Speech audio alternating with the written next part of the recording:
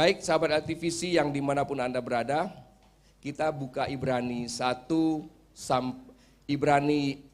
ayat 1 sampai 4. Bagi yang membawa Alkitab silakan dibuka, tapi biasanya pakai HP ya, HP suci. Oke, Ibrani 10 ayat 1 sampai 4. Kalau sudah ketemu kita akan baca bersama-sama. Oke, ayat 1. Ibrani 10 ayat 1. Di dalam hukum Taurat hanya terdapat bayangan saja dari keselamatan yang akan datang, dan bukan hakikat dari keselamatan itu sendiri. Karena itu dengan korban yang sama yang setiap tahun terus-menerus dipersembahkan, hukum Taurat tidak mungkin menyempurnakan mereka yang datang mengambil bagian di dalamnya. Ayat 2, sebab jika hal itu mungkin, pasti orang tidak mempersembahkan korban lagi. Sebab mereka yang melakukan ibadah itu tidak sadar lagi akan dosa setelah disucikan sekali untuk selama-lamanya. Ayat 3, tetapi justru oleh korban-korban itu setiap tahun orang diperingatkan akan adanya dosa. Ayat 4, sebab tidak mungkin darah lembu jantan atau darah domba jantan menghapus dosa. Sahabat LTVC yang dikasihi Tuhan, di ayat 1 kita bisa melihat ada kata bayangan dari keselamatan yang akan datang. Berarti saat itu Rasul Paulus mengatakan di perjanjian lama perayaan Paskah itu adalah sebuah bayangan. Nah, bayangan dalam bahasa Inggrisnya adalah shadow. Gambaran bukan gambar yang asli. Sesuatu yang ada namun tidak ada. Jadi Rasul Paulus mengatakan di dalam hukum Taurat hanya terdapat bayangan saja dari keselamatan yang akan datang. Berarti belum datang waktu itu. Nah, pertanyaannya adalah, pernahkah sahabat LTVC dikejar bayangan? Ayo. Pernah? Dikejar bayangan sungguh tidak enak. Contohnya pada saat kita berlari ada bayangan yang mengikuti kita. Pasti tidak enak sekali. Nah, biasanya kita dikejar bayangan dalam hidup ini seperti apa sih? Kegelisahan. Kita sering dikejar bayangan kegelisahan. Contohnya seperti apa pada saat kita dikejar oleh kegelisahan? Biasanya pada saat mau jatuh tempo, cicilan. Itu dikejar bayangan kegelisahan. Nah, selain itu pernah nggak sahabat LTVC kalau keluar rumah lupa bawa sesuatu? Misalnya bawa dompet, keluar jalan, pasti ada bayang-bayang, aduh saya mau beli sesuatu nggak bisa, saya mau ke sana nggak bisa. Jadi ada bayang-bayang kegelisahan, apalagi HP yang ketinggalan. Sekarang HP ketinggalan pasti balik ke rumah ngambil. Kalau yang lain masih nggak balik, tapi kalau HP pasti balik. Ya, waduh sudah terbayang kalau nggak ada HP saya nggak bisa ini, nggak bisa ini, nggak bisa ini. Jadi sudah terbayang kegelisahan yang mendalam. Dan bayangan yang membuat kita itu juga tidak bisa melakukan aktivitas adalah bayangan selain kegelisahan, ketakutan. Nah, saya pernah mendengar ini kesaksian benar, saya bukan ngarang. Seorang pengusaha, dia pergi ke luar negeri. Dan pabrik yang di mana dia kunjungin itu membooking satu hotel. Ternyata hotel itu kamarnya besar sekali. Begitu masuk dia sendirian, dia kaget. Aduh, ini kamarnya besar, dia buka lagi kamar mandi. Lah, kamar mandinya juga besar. Akhirnya tahu nggak? Si pengusaha ini tidur di mana? Karena dibayangin oleh ketakutan. Saking besarnya kamar hotel itu. Mungkin sahabat LTVC pasti tidak percaya, tapi ini benar-benar terjadi. Dia angkat selimut, dia angkat semua bantalnya, taruh di mana? Tidurnya. Di bathtub kamar mandi. Ini serius terjadi. Kenapa? Dibayangin oleh apa? Rasa takut. Apalagi dibayangin oleh rasa bersalah. Enggak akan habis-habis. Enggak akan habis-habis. Ya. Nah, Alkitab mencatat semua perbuatan daging itu pasti ada rasa bersalahnya. Jadi kita dibayangin oleh rasa bersalah. Atau sahabat LTVC pernah bermimpi enggak? Tiba-tiba dapat undian 1 miliar, tapi begitu bangun, Enggak ada. Ya itu bayang-bayang juga ya. Nah, atau pernah bermimpi dikejar anjing? Waktu bangun rasanya gimana? Capek. Nah, itulah bayang-bayang kehidupan semuanya yang saya ceritakan tadi. Nah, Rasul Paulus ini cukup peka, dia seorang yang memang mempelajari hukum Taurat ya. Dan dia tahu persis bahwasanya apa yang dilakukan oleh Musa dan semua bangsa Israel pada saat hendak keluar dari Mesir itu hanya bayangan saja. Tentunya Alkitab mencatat di bulan pertama di tahun kalendernya Yahudi itu bangsa Israel diminta oleh Tuhan merayakan perayaan Paskah. Dan pada tanggal yang ke-10 itu harus diambil domba jantan atau kambing jantan. Untuk apa? Untuk dikurung dulu selama 4 hari ke depan. Dan domba jantan itu juga tidak bercacat celah. Satu keluarga bisa ambil 1 ekor, kalau keluarga itu tidak mampu bisa beberapa keluarga mengambil 1 ekor. Dikurung 4 hari. Jadi hari ke-14 baru dikorbankan. Nah, sahabat aktivisi yang dikasihi Tuhan, ada beberapa aspek penting daripada korban domba Paskah ini. Di mana di Keluaran 12 ayat 46 dikatakan tidak boleh ada tulang yang patah, harus utuh. Nah, ini kita harus ingat. Karena pada zaman itu apabila ada domba yang nakal, si gembalanya itu melakukan apa? Kaki domba itu dipatahkan supaya dia jangan nakal, supaya jangan lari-lari nggak pulang. Nah,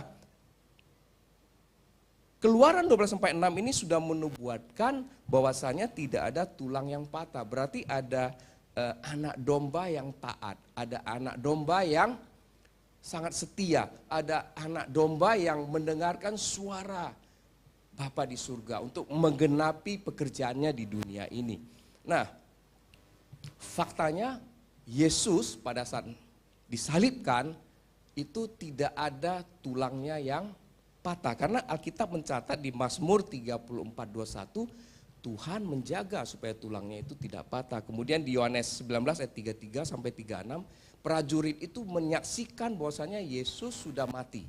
Seandainya Yesus tidak mati di atas kayu salib ataupun belum mati, mereka akan memukul kakinya supaya patah.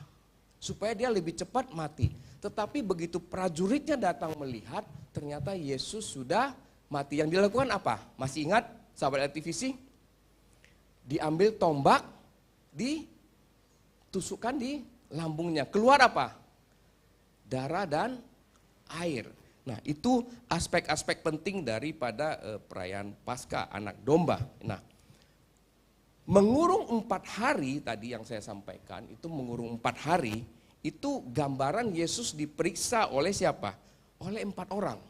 Ada Ananias, ada Kayafas, ada Herodes, ada Pilatus. Tidak ditemukan satupun kesalahan daripada siapa?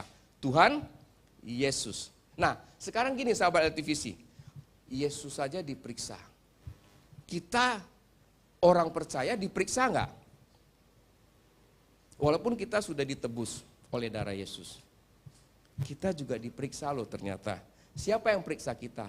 1, dunia. Kedua, gereja periksa kita. Ketiga, iblis. Keempat, baru Tuhan. Kalau iblis jelas sekali di Kisah Para Rasul. Masih ingat ceritanya Skewa? Skewa itu mau usir setan. Iya kan? Tapi apa kata setan itu atau iblis itu? Yesus aku kenal. Paulus aku tahu, tapi kamu siapa? Iblis saja bisa menguji kita loh anak-anak Tuhan. Hati-hati loh. Gereja juga bisa menguji kita.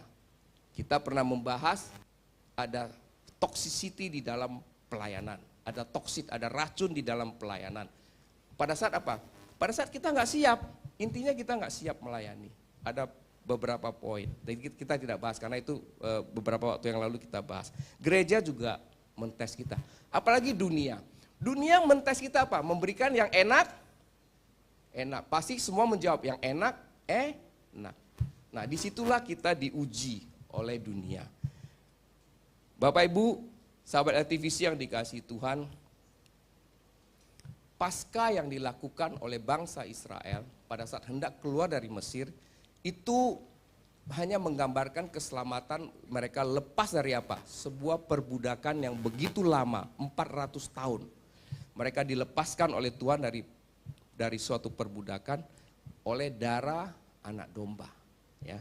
Dan peristiwa Paskah ini terjadi, dirayakan sebelum tulah yang keberapa? Yang terakhir, tulah keberapa? Berapa tulah?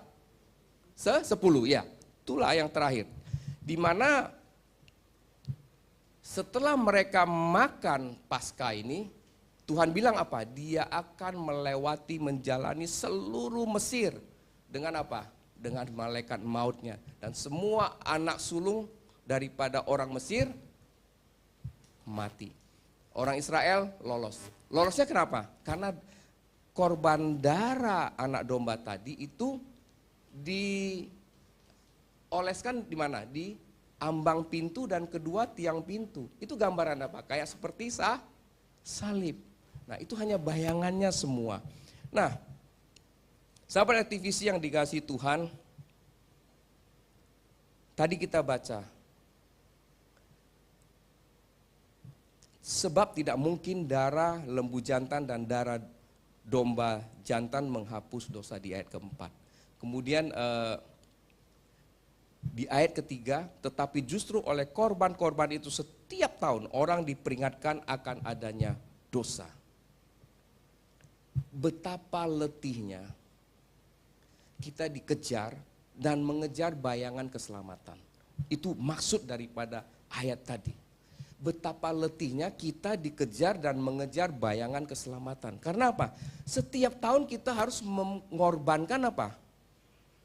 Domba. Sebelum Yesus lahir, maksudnya ya. Nah, dan kita diingatkan terus-menerus akan dosa dan kesalahan kita. Dan Alkitab katakan korban domba dan kambing itu tidak akan bisa menghapus dosa tersebut. Seperti apa? Seperti utang yang tidak pernah lunas kita bayar. Renungkan Bapak Ibu sahabat LTVC, kalau tidak ada Yesus, kita ini seperti apa? Seperti orang yang berhutang dan tidak pernah lunas. Siapa yang sanggup? Tidak ada orang yang sanggup melakukan itu. Tidak ada orang yang sanggup melakukan itu. Kita seperti punya utang tapi tidak pernah lunas. Dibayar tiap tahun nggak lunas, tahun depan bayar lagi, tahun depan bayar lagi. Sampai kapan? Sampai mati. Nah, sahabat aktivis yang dikasihi Tuhan. Bangsa Israel dikejar oleh bayangan keselamatan ini. Berapa tahun? Dari Musa sampai Yesus lahir diperkirakan 1.500 tahun.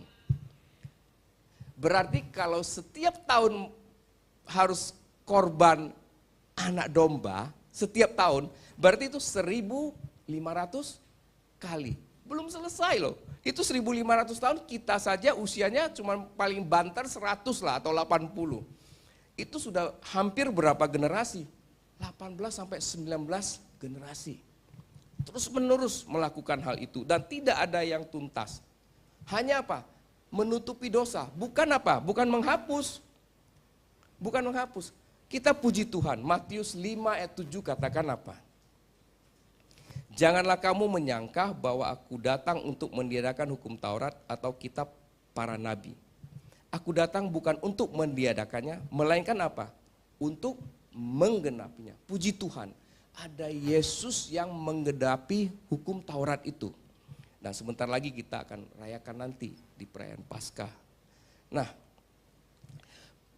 berarti Paskah yang kita rayakan saat ini dengan tadi yang saya sampaikan, Paskah yang dirayakan oleh bangsa Israel sewaktu di Mesir itu berbeda.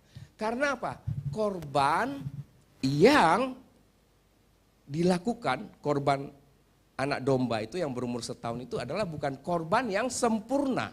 Oleh sebab itu dia tidak bisa menghapus dosa kita, dia tidak bisa mengampuni dosa kita, hanya menutupi dosa kita. Sedangkan Paskah yang kita rayakan saat ini adalah hanya dengan apa? Satu korban, yaitu Yesus anak domba Allah yang menghapus dosa dunia sekali untuk selamanya. Saya ulangi lagi. Paskah yang kita rayakan sekarang ini adalah dengan satu korban, yaitu Yesus anak domba Allah yang menghapus dosa dunia sekali untuk selamanya. Sehingga di Ibrani 10 ayat 14 dikatakan, sebab oleh satu korban saja ia telah menyempurnakan untuk selama-lamanya mereka yang ia kuduskan. Yang tadi dikatakan bayangan sekarang telah menjadi apa? Gambaran keselamatan yang nyata. Oleh karena Yesus mati di atas kayu salib. Itu adalah gambar yang asli, gambar yang sempurna. Sehingga kita semua orang yang berdosa itu apa? Dibayar lunas oleh Tuhan. Tadi yang saya sampaikan apa? Setiap tahun kita harus korban anak domba. Seperti utang yang tidak pernah lunas. Makanya 1 Petrus 1 ayat 19 dikatakan, sudah dibayar lunas oleh Tuhan Yesus. Dan kita sudah ditebus oleh Tuhan Yesus. Tepuk tangan dong untuk Tuhan Yesus. Sahabat aktivis yang dikasihi Tuhan, apakah hanya dengan kita menerima korban Paskah oleh Tuhan Yesus, artinya kita menerima keselamatan, kita sudah selesai, kita sudah cukup jadi anak Tuhan? Harusnya tidak, sahabat aktivis. Justru pada saat kita benar-benar terima Tuhan sebagai Tuhan Yesus, sebagai Tuhan dan Juru Selamat, itu baru awal dari perjalanan kekristenan kita. Baru awal. Nah, saya memberikan contoh diri saya sendiri. Saya bertobat tahun 2000. Sekarang 2023. Usia saya April ini 55 tahun. Artinya apa? Artinya usia pertobatan saya baru 23 tahun. Usia sebelum bertobat saya 32 tahun. Saya masih butuh waktu yang panjang untuk bisa melewati usia sebelum pertobatan saya. Nah, di dalam perjalanan hidup saya, setelah kenal Tuhan Yesus, menerima Tuhan Yesus sebagai Tuhan dan Juru Selamat, sebagai Tuhan dan Juru Selamat saya, disitulah benar-benar perjalanan kekristenan saya dimulai. Gampang? Enggak. Kita harus melepaskan semua kedagingan kita yang lama yang masih melekat. Itu pelan-pelan diproses oleh Tuhan. Dan harus berani ambil keputusan. Contohnya begini, dulunya suka bohong. Begitu kita terima Tuhan sebagai Tuhan Yesus dan Juru Selamat kita, ya kita harus berani ambil keputusan. Udah, saya nggak bohong lagi. Saya suka nipu, saya sudah nipu lagi. Saya suka selingkuh, saya tidak selingkuh lagi. Itu harus ada keputusan di situ. Ya, bisnisnya yang macam-macam, ya sudah harus berani ambil keputusan. Karena kenapa? Karena kita sudah dibenarkan, kita sudah dikuduskan oleh Tuhan. Nah, sahabat aktivisi tentu, sahabat aktivisi ada yang lebih lama kenal Tuhan daripada saya. Saya baru 23 tahun. Ada yang dari lahir sudah kenal Tuhan. Nah, itu adalah anugerah sebenarnya. Adalah anugerah buat kita. Sehingga semua yang Tuhan berikan kepada kita itu sempurna adanya. Betapa sukacitanya kita menjadi anak Tuhan. Kita ditebus dan kita dikuduskan. Kita dibayar lunas. Coba sahabat LTVC renungkan baik-baik. Renungkan baik-baik. Kita ditebus bukan saat kita lagi benar. Kita ditebus pada saat kita tidak benar. Kita ditebus saat kita bersalah. Mana ada orang yang mau menebus orang yang bersalah? Mana ada orang yang mau menebus orang yang tidak benar? Jarang. Hanya Yesus yang bisa melakukan itu. Kita bisa menebus, bisa membela orang yang benar. Tapi kalau orang yang sudah salah sulit. Tapi Yesus menebus dan membenarkan kita. 2 Korintus 5 ayat 21 berkata, Dia yang tidak mengenal dosa telah dibuatnya menjadi dosa. Karena apa? Karena kita. 2 Korintus 5:21 berkata, karena kita. Supaya di dalam Dia kita dibenarkan oleh Allah. Jadi Yesus yang tidak berdosa dibuat jadi dosa karena kita, bukan karena siapa-siapa. Karena kita. Supaya apa? Supaya kita bisa dibenarkan oleh Allah. Korban darah Yesus menyucikan kita dari dosa dan menguduskan kita. Oleh sebab itu darah Yesus itu harus dipakai, dipergunakan. Jangan dibiarkan saja. Kalau dibiarkan saja tidak ada manfaatnya. Jadi sahabat LTVC, kita bisa melihat betapa Tuhan kita itu setia, Tuhan kita itu baik, dalam segala keadaan pun Dia menyertai kita. Dalam keadaan kita terpuruk, berada di dalam jurang, Dia juga ada. Kita sakit, Tuhan juga ada bersama kita. Kita jangan berpikir kalau kita sakit gak ada Tuhan. Ada. Tuhan juga tahu, Tuhan merasakan sakitnya dalam dirinya. Dia ada dalam kita kok, kita ada dalam Dia. Oleh sebab itu selalu seperti pujian tadi, satu-satunya yang kuandalkan adalah siapa? Tuhan Yesus, tidak ada yang lain. Sahabat LTVC yang dikasihi Tuhan, di Keluaran 12 ayat 8-12 menjelaskan bagaimana proses mengolah anak domba tadi yang dikorbankan. Di sana dikatakan dipanggang. Saya simpel aja, dipanggang. Apa sih artinya dipanggang? Kita sebagai orang percaya yang telah menerima keselamatan dari Tuhan, tadi sudah saya sampaikan, ya, mengambil bagian dalam Kristus. Dipanggang itu selalu ada api. Kita anak-anak Tuhan itu orang percaya harus melewati apa? Ujian demi ujian. Api itu gambaran ujian. Jadi bayangan tadi itu proses sampai mereka bisa menerima keselamatan yang benar. Jadi ada mengolah korban itu dengan api, dengan dipanggang. Artinya apa? Kita sebagai anak-anak Tuhan yang menerima Tuhan Yesus sebagai Tuhan dan Juru Selamat itu dalam proses hidupnya itu mengalami ujian demi ujian. Nah, itulah yang membuat kita menjadi kuat sebagai anak-anak Tuhan. Itulah harga dari menerima dan memelihara kebenaran di dalam Yesus. Nah, saya ulangi lagi. Kita anak-anak Tuhan, ya, sudah menerima Tuhan Yesus sebagai Tuhan dan Juru Selamat, itu berjalan melewati satu ujian dan ujian yang lain. Untuk apa? Untuk sebuah harga dari menerima dan memelihara kebenaran yang ada di dalam Yesus. Inilah proses setelah kita menerima Tuhan Yesus sebagai Tuhan dan Juru Selamat. Jadi ada proses yang berjalan. Jadi ada harga yang kita harus bayar. Ya. Sahabat LTVC yang dikasihi Tuhan, kemudian di sana juga dikatakan daging daripada korban tadi setelah dipanggang itu dimakan dengan roti tidak beragi. Nah, inilah apa? Gambaran dari perjamuan kudus.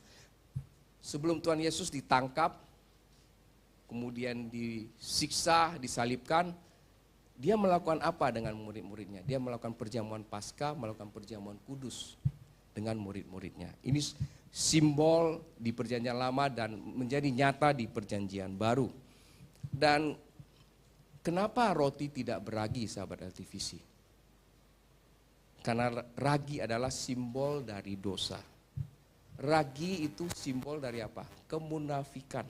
Ragi itu simbol dari pengajaran sesat. Jadi roti tidak beragi.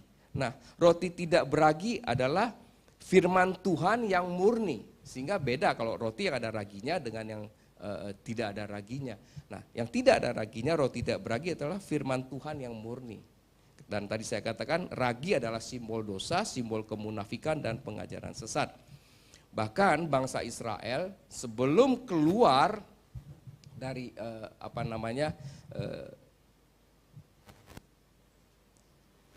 Mesir menuju ke tanah perjanjian, bangsa Israel itu diinstruksikan selama 7 hari makan roti tidak beragi. Artinya apa? 7 hari itu angka sempurna. Jadi 7 hari itu harus dimurnikan dengan firman Tuhan.